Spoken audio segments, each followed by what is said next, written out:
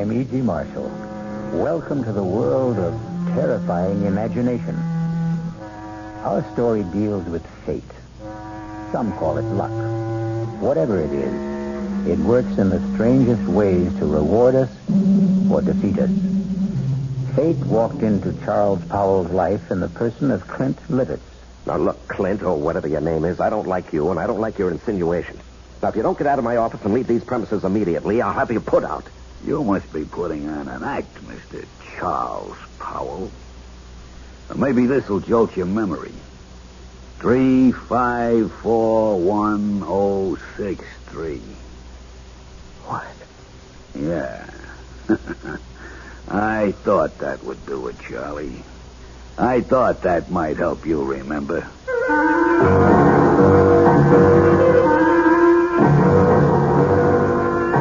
Our mystery drama, No Hiding Place, was written especially for the Mystery Theater by Sidney Sloan and stars Larry Haynes. It is sponsored in part by the Kellogg Company, makers of Kellogg's Special K cereal. I'll be back shortly with Act One. This is WOR New York, your station for the Mystery Theater.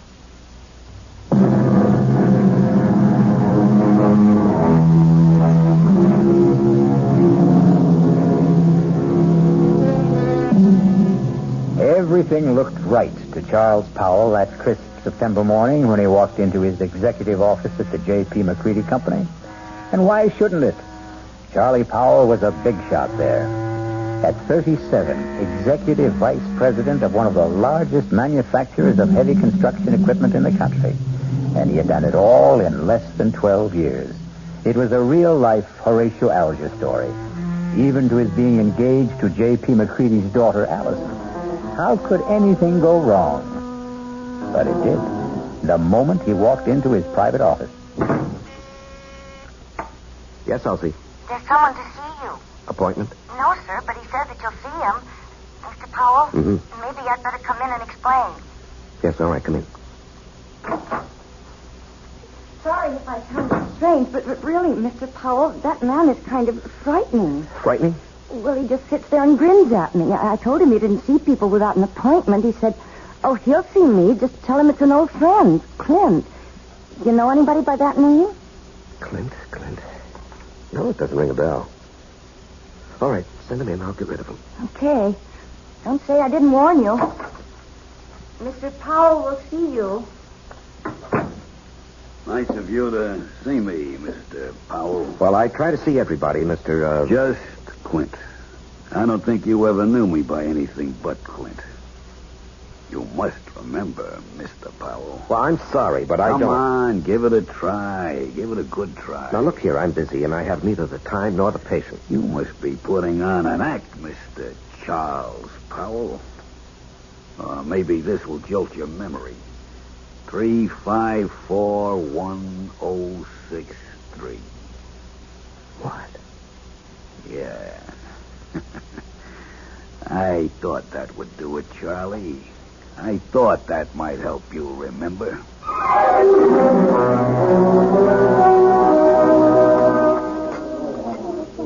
Charles? Oh, I'm sorry, Mr. McCready. I guess I was daydreaming. Something bothering you, young man? Oh, no. I hope not. Here I take you to the best French restaurant in town. You pick at your food, gaze into space, send your dinner away hardly touched. Oh, did I send all that good food back without eating it? You did? I particularly wanted to see you alone, Charles, because I have a little news for you. News? What kind of news, Mr. McCready? And that's another thing. You're so damned formal with me, Mr. McCready. Do you realize that in exactly 5 weeks you're going to be one of the family? Yes, of course I realize. How could I overlook it when Allison keeps reminding me regularly? Very well, then. Do you think it proper to call your father-in-law-to-be Mr. McCready? If you don't start calling me John... Okay. John, it'll be. I'm going to leak a little information to you. Yes? As you know, I've been thinking of stepping down from the presidency of the company. Yes, well, it has been rumored, but I wish you'd reconsider. Now, sincerely, the place wouldn't be the same without you. Oh, I'll still be there, Charlie. I'm not giving up my stock. The name of the company will still be J.P. McCready Company. The only difference will be that you will be sitting at my desk. Sitting at your desk? Well, I thought Hedges was slated to take over when you stepped down. No. Well, Tom was seriously considered, but he's a bit too old for the job. No, the company needs young blood. Well, I'm really bowled over. I've watched you grow. Come up on merit, ability. You're going to go far, my boy. Of course, the board will have to vote on your appointment, but that, as the saying goes, is in the bag. Well, there's something you've omitted, John. You haven't asked me if I wanted the job. Is it necessary to ask? I remember another lunch with you several years ago. We got talking about ambitions, and you said that you would never be satisfied with second best. It had to be the top job, or you'd move on. Yes. But that was before this morning. What? Nothing. Just mumbling.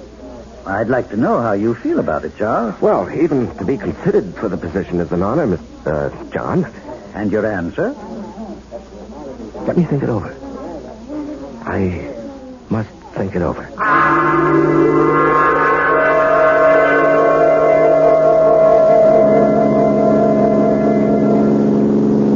Trying to collect your life insurance, Charles? What? The way you're driving. Are you out to get me, yourself, or both of us? Oh, I'm sorry, dear. I guess I didn't realize how fast I was going. This car has more power than it needs.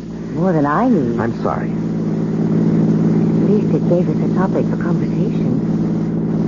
What did? You're driving. Darling, I'm the girl you asked to marry you. Something is troubling you, something big. Allison, did your father tell you what he's planning? Dad never told me anything. I have an idea he thinks of me as a bird brain. He wants me to take over the presidency of the company. That's marvelous. Couldn't have made a better choice. What, you're prejudiced? But it's a nice kind of prejudice. I don't think I'll accept. What? But, darling, it's right for you. You've worked toward that goal. You're the right man for the job. Am I? What is this? Lack of confidence, buck fever?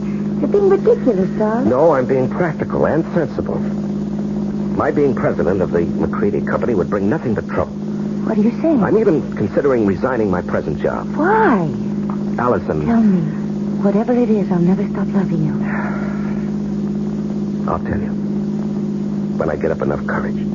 Please, darling, be patient with me. Just be patient. I love you, too.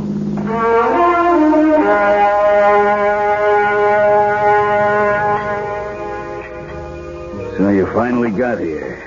Thought you were going to forget our appointment. Now, you didn't really think that, Clint. Oh, I knew you'd come. You wouldn't dare not to come. Sit.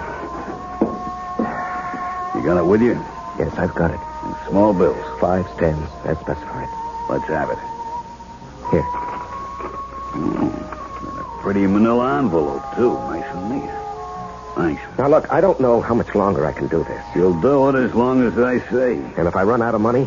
You'll just have to scrounge around and find more. Well, I'm thinking of quitting my job. You wouldn't want to do that, Charlie. Well, suppose it gets too much for me and I say, go ahead, spill what you know. No, you wouldn't do that. You're going to marry a very rich girl. A couple of extra yards ain't going to change your manner of living. Even a couple extra grand. How long are you going to suck my blood? I don't like the way you put that, Charlie. I'd rather you'd think of it like it was sort of sharing the wealth. You got the bread. I got nothing. This way, we both got something. I got a nice living, and you got your freedom.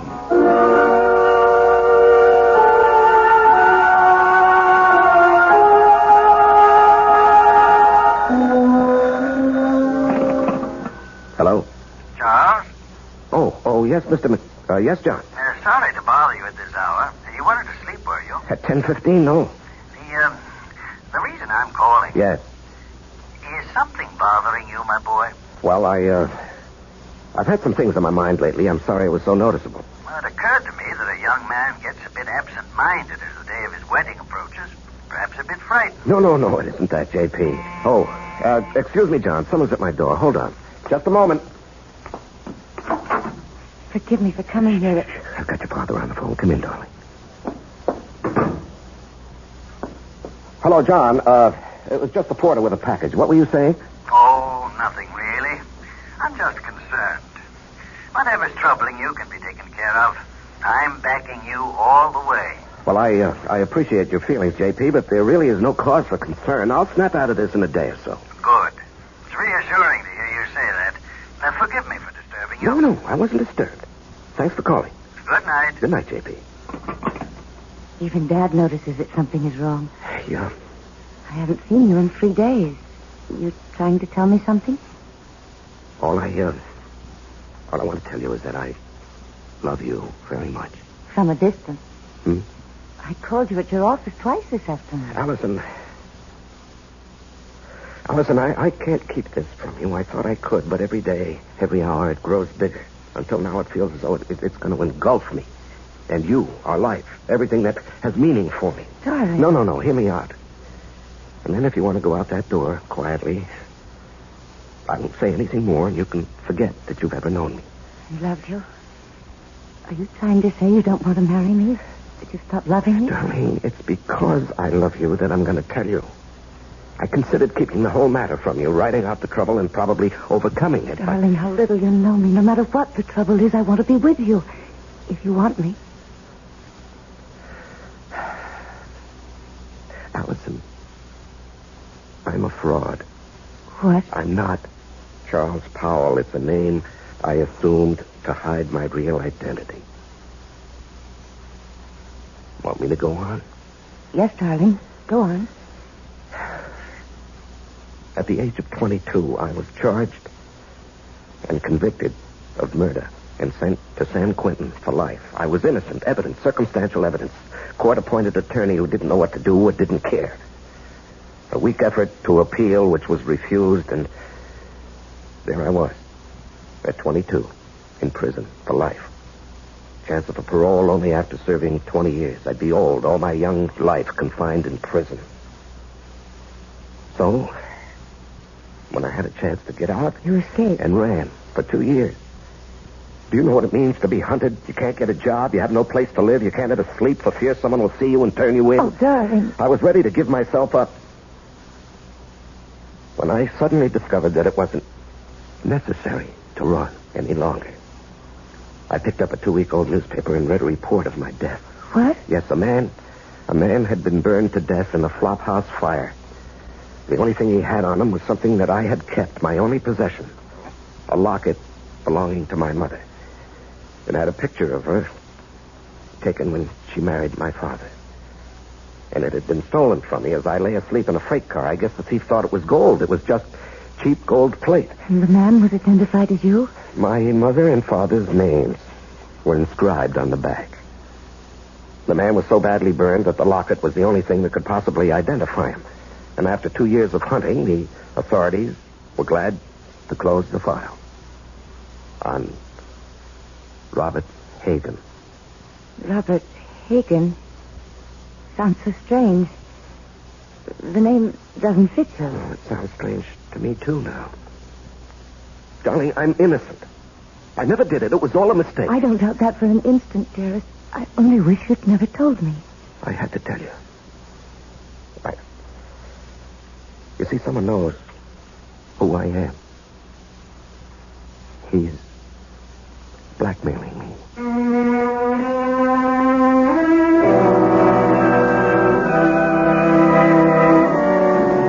When you're being blackmailed, you don't have many alternatives. Charles Powell's whole life, his future, the happiness of the woman he loves, all hang by a very thin, flimsy thread. I'll be back shortly with Act 2. I'm High Brown, producer of Radio Mystery Theater. And as you may imagine, I'm excited about this new adventure in modern radio, this new statement of radio's marvelous power to stir the imagination. Now, we're wondering about your reaction, about who you are and how you like what we're doing. So to encourage you to get in touch with us, we're holding a drawing for 3 weeks. 50 prizes a week, 2 AM/FM stereophonos, 2 travel clock radios, and 46 anthologies of modern suspense.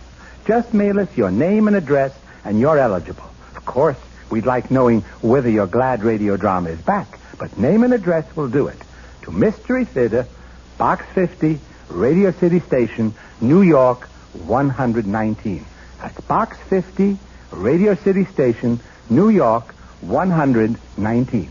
Offer good everywhere unless locally prohibited.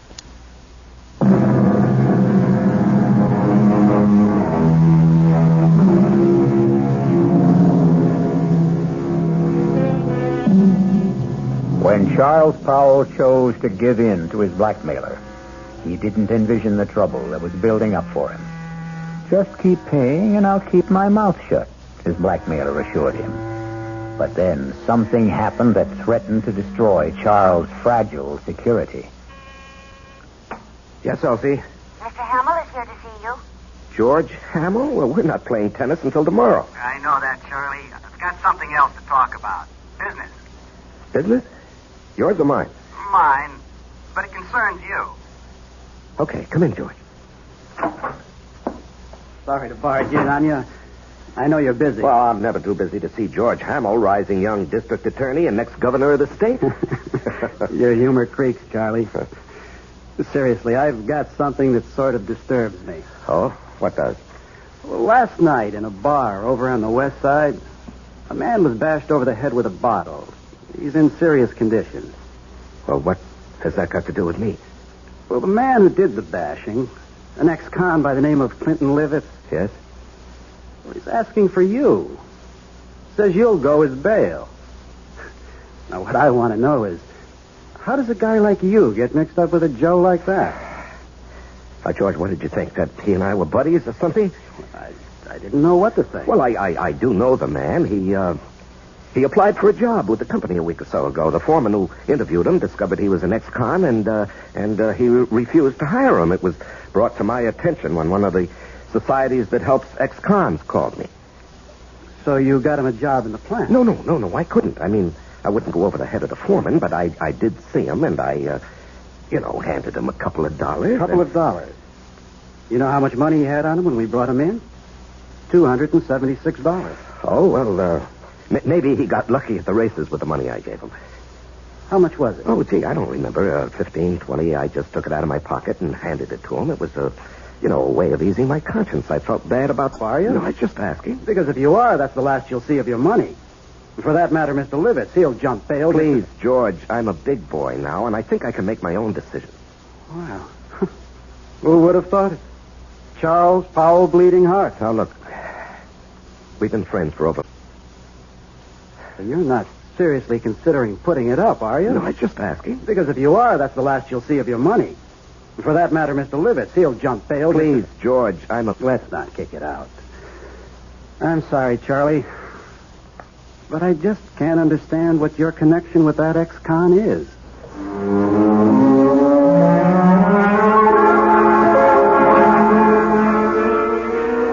And Mr. Powell, kick that all out because of some stupid disagreement. No.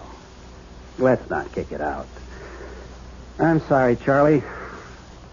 But I just can't understand what your connection with that ex-con is.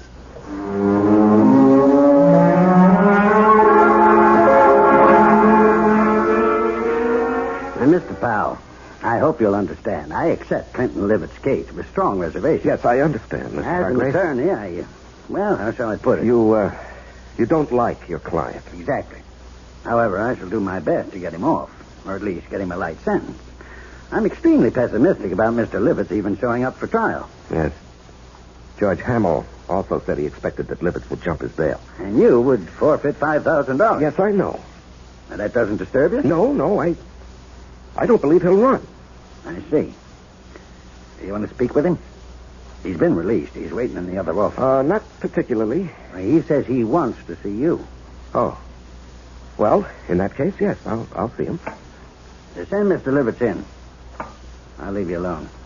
If you need me, I'll be in the other office. Now, come in, Mr. Livitz. Mr. Powell will speak to you. Nice. I'll be back when you call. Just flip the switch on the intercom. Yes, I will. Well, you sure know how to complicate things, Clint. Story of my life. Do you realize you could go up for 1 to 5 years for what you've done? No, it couldn't happen. What do you mean it couldn't happen? Because you wouldn't let it happen, Charlie. Look, even with the best lawyer defending you, he can't guarantee he'll win the case. You won't let me go to prison, Charlie. I'm doing my best for you, but... No buts. I'm not going back to the pen. Okay, you're not going back. Now just suppose, during the trial, if things look bad, Yeah? we get you out of town and let you run for it, forfeit your bail. Oh, you'd like that, wouldn't you? I'd be out of your hair, and all it would cost you would be the 5 G's for the bail. No. I'd give you a substantial sum. No, Mr. Powell. No sale. I'm too old to run. Well, suppose I got you out of the country. With a good hunk of bread stashed away for me? Swiss bank account. I don't know. Why don't we play it by ear?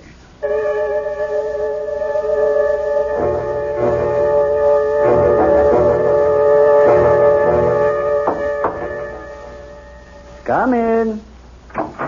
You wanted to see me, J.P.? Yes. Can you spare a minute? Yeah, sure. I've heard it on the grapevine that you were... how shall I put it? That you were aiding some ex-convict in trouble with the police. Is that true? Yes, it's true, John, and I think I know what kind of grapes grow on that grapevine. All right. Now, George Hamill Oh, called. that damn busybody. Why can't he stick to his job and... Now, George is a friend. He tells me that the man you're protecting is a rather reprehensible character. Will you let me explain? It's just a matter of policy, my helping this man. Policy? Well, yes, you did ask me a few days ago to consider taking over the job of running this company. You're going to accept? Well, I was going to tell you today. Wonderful. Wonderful news. Allison will be delighted. I know she's been worried about your seeming reluctance. Oh, no, not reluctant any longer. In fact, I've got all sorts of ideas about what I want to do. This business of giving a hand to ex-convicts is just one of them. Do you realize what this would mean in publicity for the company? To take an interest in the rehabilitation of men who would otherwise be lost, a burden to the taxpayer? I'm going to hire a PR man. We're going to be the big corporation with a heart, J.P.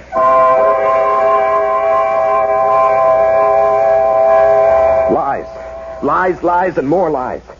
How can I keep all these phony stories straight, Allison? It's like a long, dark tunnel with no ending. It will end, and it will all turn out all right. Don't lose your courage. Now, I love you and need you. We'll worry this out together. You know what I've considered? What? Going to the authorities and saying, look, I'm Robert Hagen, the man you think died 13 years ago. No, darling, they'd throw you back into prison. Well, I'd hire the best lawyer. No, don't. Please don't take such a chance. What would I do without you?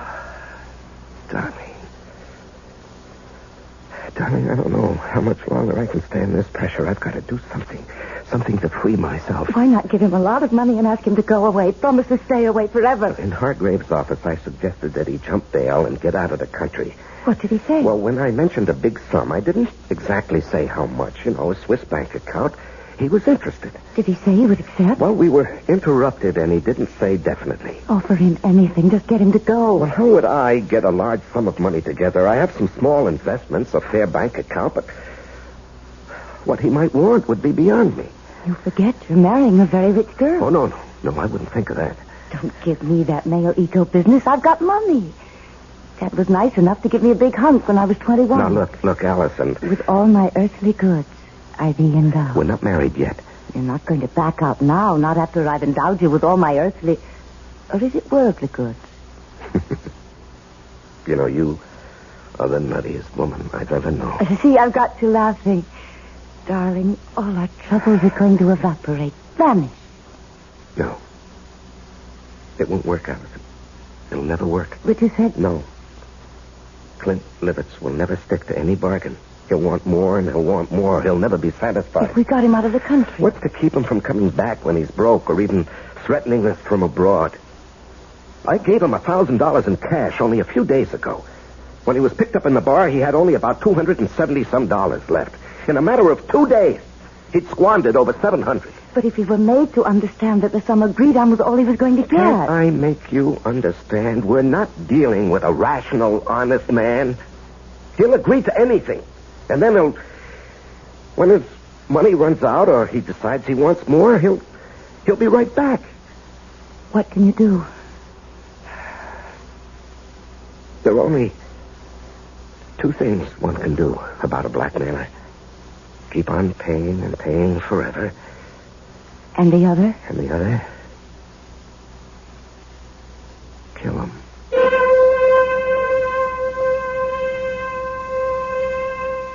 Just two ways to deal with a blackmailer. Charles now must face his conscience. The thought that has been in the hidden recesses of his mind has been spoken aloud. We will be back shortly with Act 3. This is WOR New York, your station for the Mystery Theater.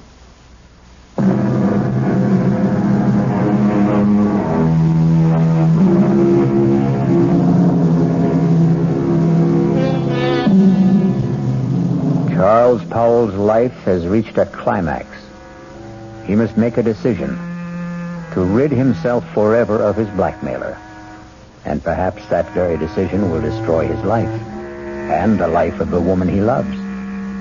The alternative is to keep paying and paying, never feeling safe.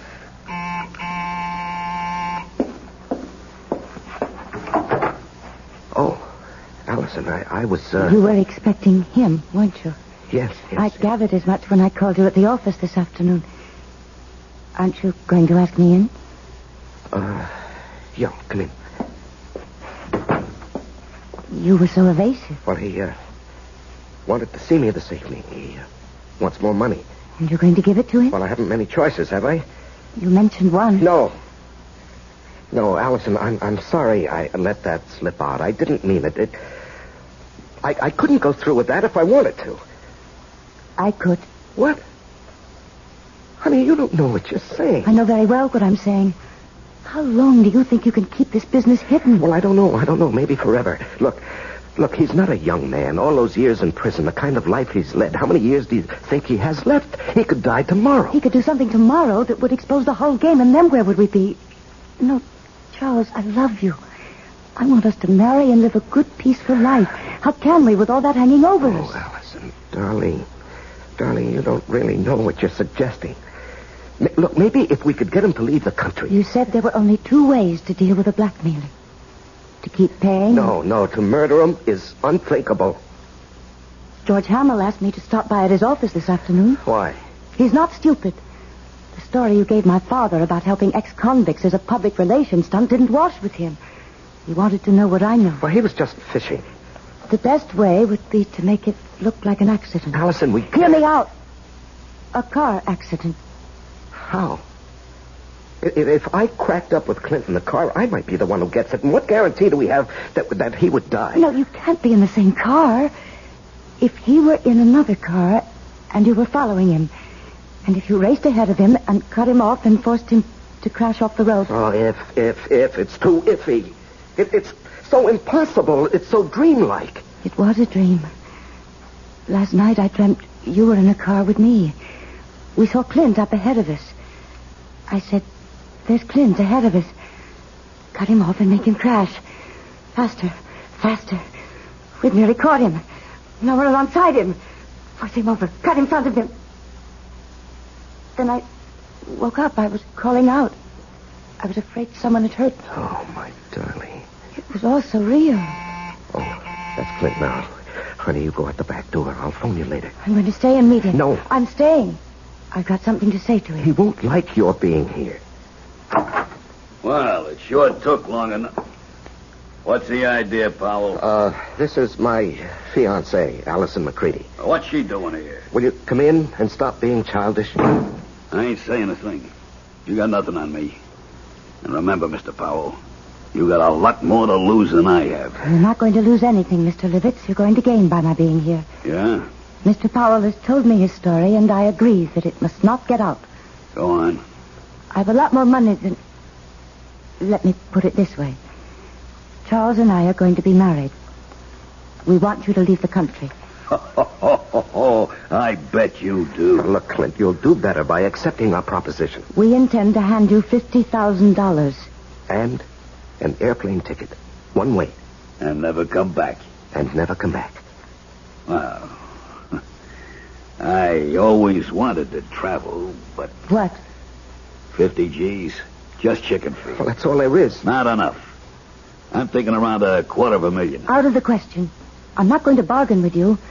I can raise 100,000. No, Allison. It's worth it, Charles, if we can depend on Clint to wipe the whole matter out of his memory and just go away. Oh, you can depend on me. I'll keep my bargain. Then it's a deal? A deal. Good. It'll take about 10 days to raise the money. I ain't in a hurry. You are. And, speaking of money, that was the reason I, came tonight, Charlie. Yeah, here. That's 500. What? I said a G like the last. That's all I could raise in a hurry. When that runs out, I'll have more. You went through that first 1,000 awfully fast. Well, I got rolled in that bar where I had the trouble. Oh, that reminds me. Your trial comes up in less than 3 weeks. Yeah. Lawyer called me at my hotel to see if I was still around, I guess. Our plan is for you to jump your bail I'll forfeit the 5,000 I put up for it. and get you out of the country. With a keister full of green. Hey, wait. I ain't got a passport. Now, that can be arranged, Clint. Just leave that to me. Okay, friends. You got yourself a deal.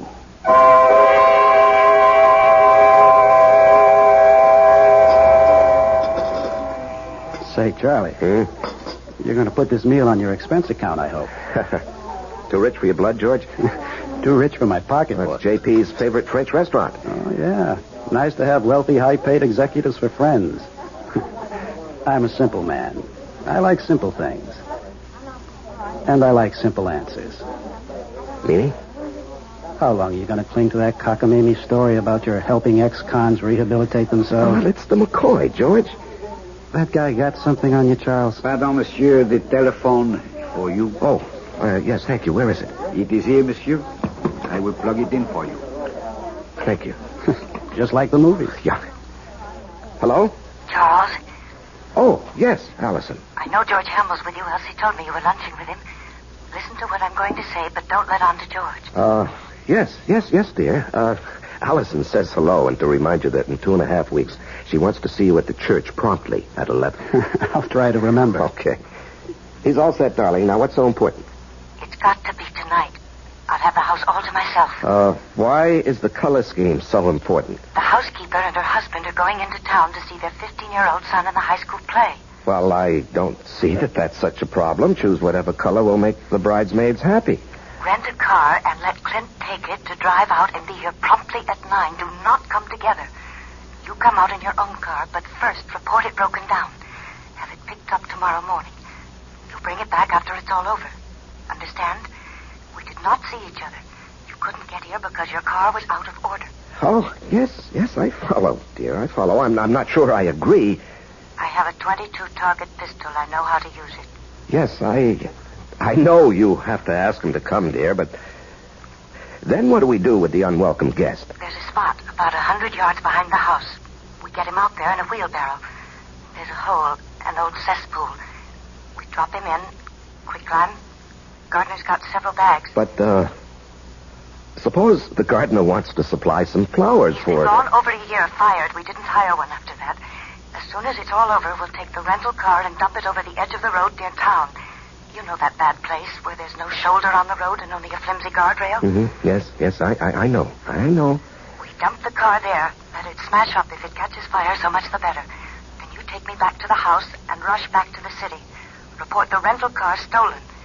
You've been in your apartment all evening. Understand? Yes, the color scheme suits me fine, dear. You sure have it all planned. No baubles, no slip-ups. All planned. Yes, I'll be in my office till late tonight, 9 at least, if you want to reach me. Good.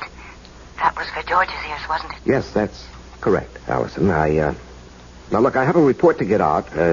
If you've completed your instructions, I'll get back to my lunch with George. Goodbye, dear. Wow. And that's only the beginning, Charlie. Wait till she gets you signed on the dotted line.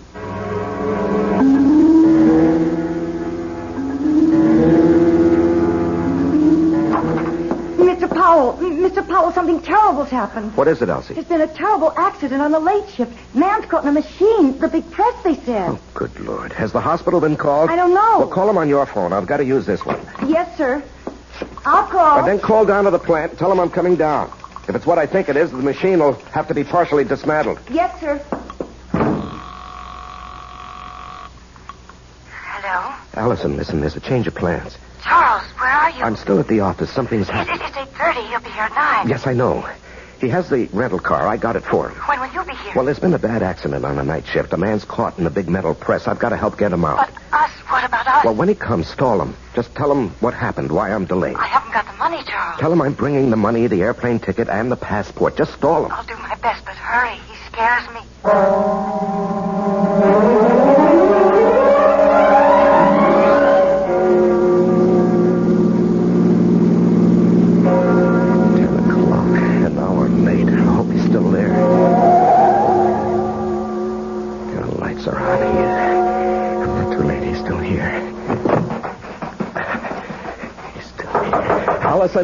Allison, open up. Clint! Clint, don't leave! Clint, wait! Will you wait? I'm here! Clint! I gotta stop him. I gotta catch him.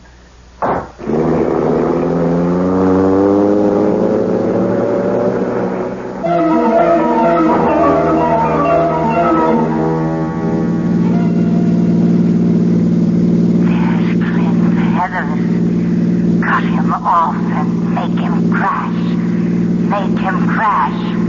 Cut him off. Faster.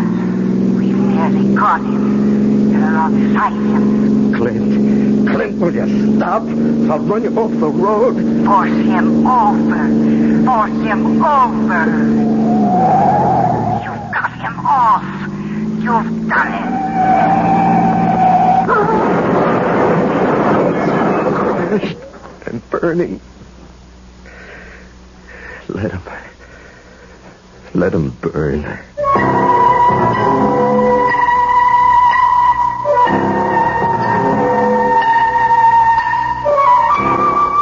Hello, is this Arrow Car Rental Service? Well, I rented a car from you people this morning. No, there's nothing wrong with the car. I just want to report it stolen.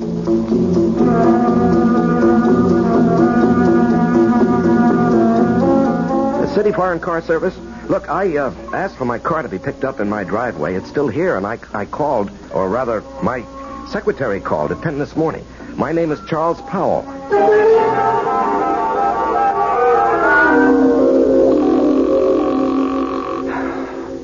Come on. Will you answer the phone? Oh. Yeah, just a moment. Oh, George. George, it's kind of late for a visit. Come in. Thanks. I was just trying to phone Allison. Boy, what a night this has been. There was an accident at the plant. Peterson. I hope they don't have to amputate. I heard. Yes, and then when I got outside, I had a date with Allison. The car that I had rented this morning was missing. It was stolen. What happened to that great, big, powerful foreign job of yours? Oh, it wouldn't start this morning. Had Elsie call the service people, but they haven't picked it up yet. I just called them. They have a night answering service. You've had a busy evening. Yeah, very. Well, I think I can clear up one of your puzzles, Charlie. Your rental car was found with a thief in it. You, caught him? Dead. Burned to a cinder. Oh. Must have been going at a terrific speed. Tire marks on the road as he went off. Cracked up and burned. Yeah. Some kid? No. This may surprise you. It's your protege, Clint Livitz. We found enough of him to identify him. And a slightly burnt, but still usable bankroll of sizable proportions. Well, that closes his case, doesn't it? And opens up several others. Incidentally, where were you all evening? Home. After I got back from the plant. You didn't go out? Well, I told you my rental car got stolen. I came home by cab to change my clothes. The big car is out of commission. I won't play games with you, Charlie. I checked it in the driveway just before I came up. The engine is still quite warm. You want to explain that? No, I don't want to explain. Charlie, I'm arresting you for murder. I must warn you Murder? that what... George, what are you talking about? Are you accusing me of Clint Livett's death? No, that was obviously an accident. I'm holding you for the murder of Allison McCready, the girl you were going to marry.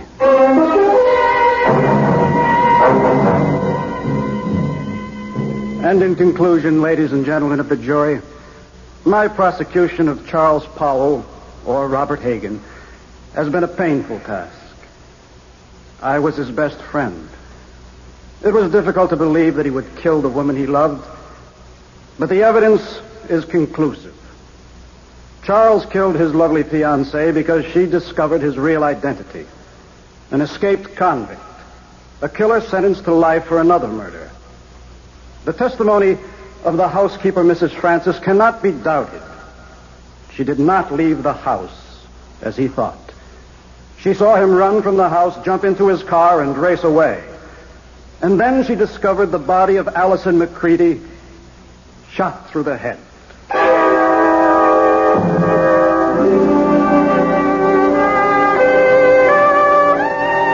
Your Honor, may I make a statement before you pronounce sentence?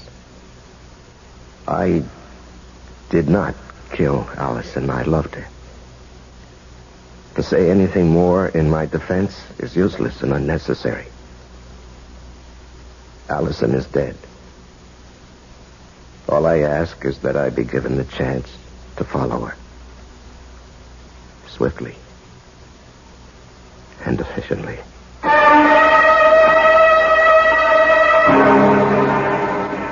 And so a man is twice accused of murder and twice sentenced for the crime.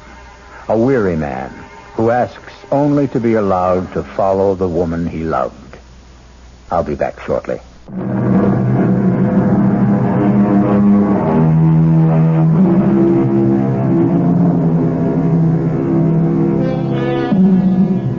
And there we have it. Charles Powell's joust with fate. What difference did it make that he knew that Clint had murdered Allison? They didn't believe him. And he was too weary to try to make them believe. Our cast included Larry Haynes, Ann Meacham, Jackson Beck, Sidney Walker, and Tom Keener. The entire production was under the direction of Hyman Brown. Now, a preview of our next tale. I don't understand it. Tub's bone dry, ma'am. Hasn't been used. Now, not tonight, anyway. His clothes. Howard's clothes. He'd empty his suitcases and put his clothes in the closet. Here's his suitcases, too. Just ladies' clothes. Yours, ma'am? Yes. Hey, look, this dream you had. It was no dream. Okay. So maybe you imagined... I didn't imagine anything. Do you imagine a husband? Do you imagine a month-long honeymoon? Do you imagine a man in a chair with a knife in his chest? Radio Mystery Theater was sponsored in part by Anheuser-Busch Incorporated, brewers of Budweiser. This is E.G. Marshall inviting you to return to our Mystery Theater for another adventure in the macabre. Until next time, pleasant dreams